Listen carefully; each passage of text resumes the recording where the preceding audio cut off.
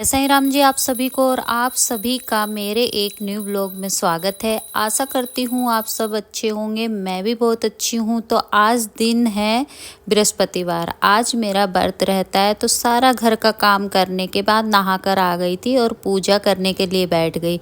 पूजा की और फिर आ गई हूँ बाहर। यहाँ पर तुलसी जी रखी हैं, उनकी भी पूजा कर लेती हूँ और उसके बाद ही कुछ खाऊंगी। मतलब कि आज मेरा व्रत है साईं बाबा का, जो कि मैं कम से कम 1 साल से रखती हुई आ रही हूँ। कुछ मन्नत मांगी हुई है, जब वो पूरी हो जाएगी तो फिर व्रत का मैं उद्यापन कर दूंगी। तो यहाँ पर पूजा हो गई थी और पूजा करने के बाद मैं जैसे ही ऊपर गई ना चाय बनाने के लिए, तो ये मैडम जी आ गई हैं। अब इनको चाहिए दूध, तो म्याऊं म्याऊं म्याऊं म्याऊं करती रहती है बस।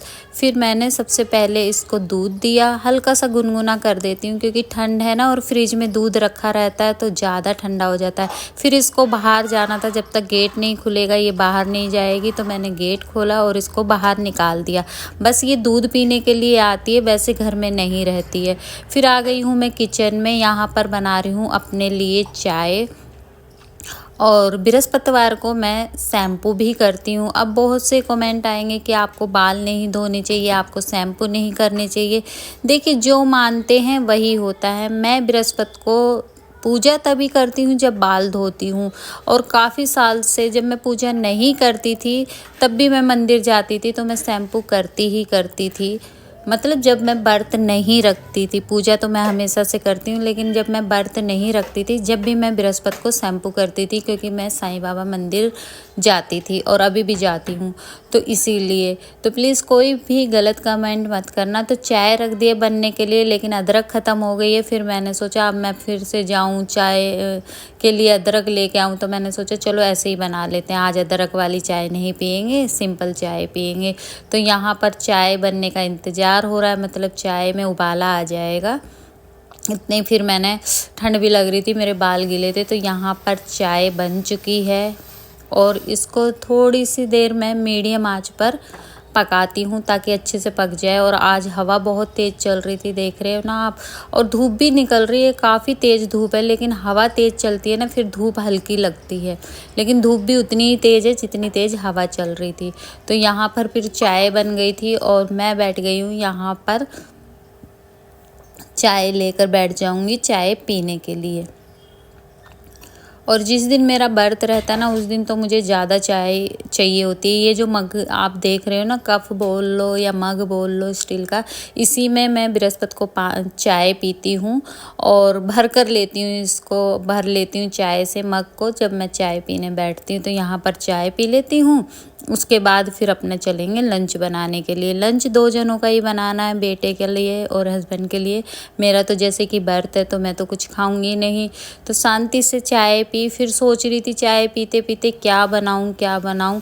और जब मैंने चाय बनाई ना तो चीनी ख़त्म हो गई थी, तो ये चीनी लेके आई। तो इसमें हल्की हल्की सी चैटियाँ हैं, तो इसको अब छत पर चलेंगे धूप में रखने के लिए, क्योंकि धूप में फिर जो छोटी छोटी सी चैटी होती है ना वो सब निकल जाएगी। थोड़ी देर रखेंगे, आधा 1 घंटा, तो चैटियाँ सब भाग जाएगी धूप में। तो यहाँ पर मैंने, और जब मैं ऊपर आई ना तो सच में बंदर ना बहुत नुकसान करते, इसीलिए मैं छत पर गमले नहीं रखती हूँ। अभी मैं दिखाती हूँ, ये देखिए, गमलों को इस तरह से तोड़ जाएंगे, मिट्टी के होंगे तो तोड़ेंगे, नहीं तो ये जो पेड़ है ना इसको मैंने उगाया हुआ था, लेकिन जितनी बार भी बंदर आते हैं इसको उखाड़ देते हैं और फिर इसकी जड़ में से पता नहीं क्या खाते। इसको भी खा लिया, ऊपर से नए पत्ते आए थे वो भी बंदर ने खा लिया। तो इसीलिए ऊपर गमले बहुत कम रखती हूँ मैं। उसके बाद नीचे आ गई हूँ, तो जब सब्जी फ्रिज खोला तो सब्जी मुझे यही दिखाई, मटर गाजर और आलू की सब्जी मैं बना रही हूँ। और ज़्यादा मटर मैं डालती नहीं हूँ क्योंकि फिर सब्जी मीठी मीठी हो जाती है, मतलब सॉरी, ज़्यादा गाजर मैं डालती नहीं हूँ, सब्जी मीठी मीठी हो जाती है। एक ही गाजर ली है मैंने, और जैसे कि मैंने बोला 2 जनों का ही खाना बनाना था, तो फिर 1 गाजर 2 आलू ले ली और थोड़ी सी मटर ले ली, 1 पाव के लगभग मटर हो गई। तो यहाँ पर बैठ गई हूँ मैं छीलने के लिए। और जब मेरे पास टाइम होता है तो मैं शांति से सब्जी काटती हूँ बैठकर, और जब मुझे जल्दबाजी होती है तो फिर मैं किचन में ही सब्जी वगैरह सब काट लेती हूँ। तो सब चीज़ें काट ली थी मैंने, प्याज काट ली थी, सब्जी काट ली थी, बस टमाटर काटना था, वो यहीं काट लूँगी। और लाइटर ख़राब हो गया है, जिससे गैस जलाते हैं वो लाइटर ख़राब हो गया, मुझे नया लेना पड़ेगा। मुश्किल से 2 या 3 महीने चलता है और ख़राब हो जाता है। तो अब देखती हूँ कोई बिक्री करने वाला आएगा ना जो स्टील के बर्तन बेचने आता है, वही लाइटर भी रखता है, तो उससे ले लूँगी, नहीं तो फिर मैं शॉप पे जाके वहाँ से ले लूँगी। तो बस टमाटर काटना था और उधर मैंने कढ़ाई में तेल गरम होने के लिए रख दिया है।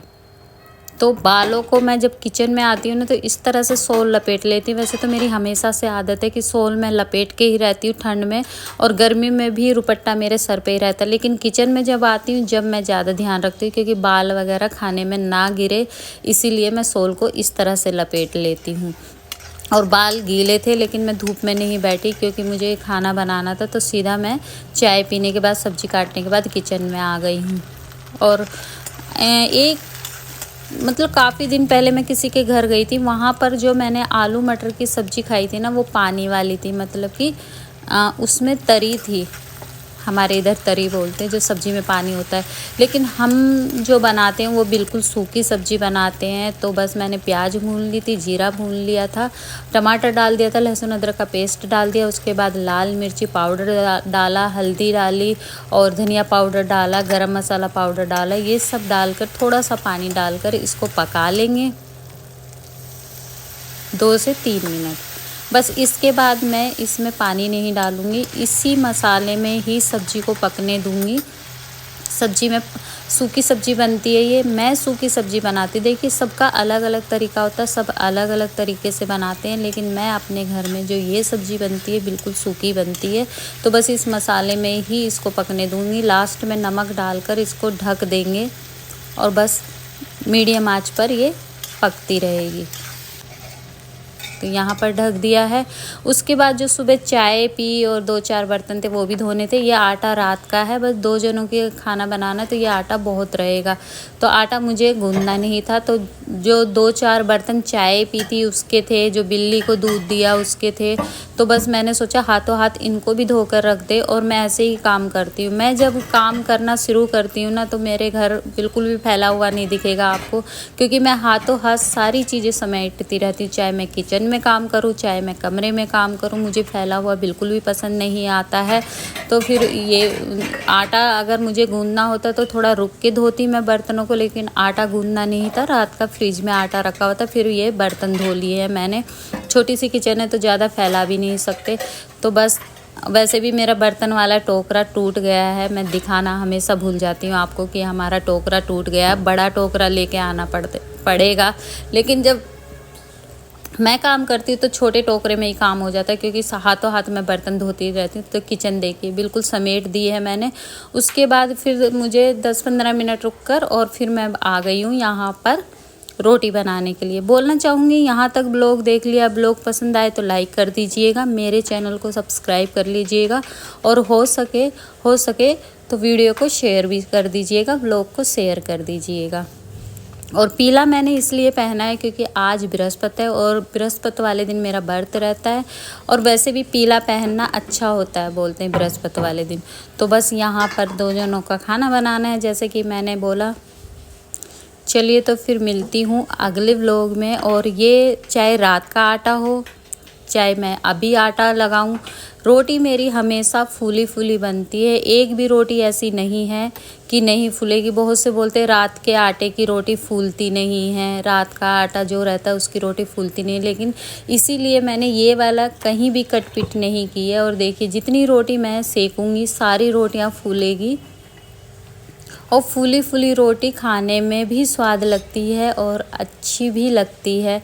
तो एक भी कहीं से मैंने क्लिप को काटा नहीं है, पूरा एडिट किया है और सारी रोटी मेरी फूली है।